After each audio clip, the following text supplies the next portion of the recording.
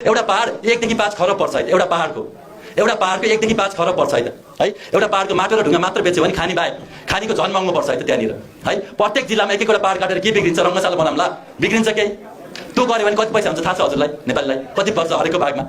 है त्यो बाहेक भनौँ हजुरहरूलाई नेपालको पानी कति पर्छ 1 सेकेन्डमा कति पानी इन्डियाको थाहा छ हजुरलाई 1,24,083 कति रे 683 मेट्रिक टन पानी 1 सेकेन्डमा इन्डियामा बगेर गएको छ त्यो पानी कति पर्छ 1 सेकेन्डमा बग्ने पानीको 1 मिनेटको 22 अरब पर्छ भनेपछि सोच्नुस् न कति पर्छ होला त्यो कुरालाई नेपालमा अहिले भर्खरै करोडपति बनाउने पैसा यही छ है करोडपति बनाउने पैसा यही छ सोच गरिब शिक्षा गरिब नीति गरिब अरु केही गरिब नि यो देशमा हामी सोच बदल्छौं हैन हामीले शिक्षा बदल्छौं नीति बदल्छौं 5 कक्षामा पढ्दा ज्यान पाल्ने 10 कक्षामा परिवार पाल्ने शिक्षा बनाउँछौं नेपालको हरेक जिल्लामा एउटा medical college engineering college IT college Sanskrit college सबै कुरा खोलेर हामीले त्यो जिल्लाका कोही पनि विद्यार्थीलाई बाहिर जान नपर्ने र संसारका मान्छेहरु पढ्ने ज्ञान लिन आउने हामीले नेपाल भन्ने देशलाई यस्तो बनाउँछौं कि कुनै पनि देशमा जाँदा ओहो नेपालबाट आउनु भएको रे वा उहाँको त कुरा मात्र सुन्यो भने पवित्र भइन्छ रे उहाँ त संसार गुरु राष्ट्रबाट आउनु भएको रे उहाँ त गुरु जस्तै शिव जस्तै बुद्ध जस्तै हुनुहुन्छ हो बनाउँछौं हामीले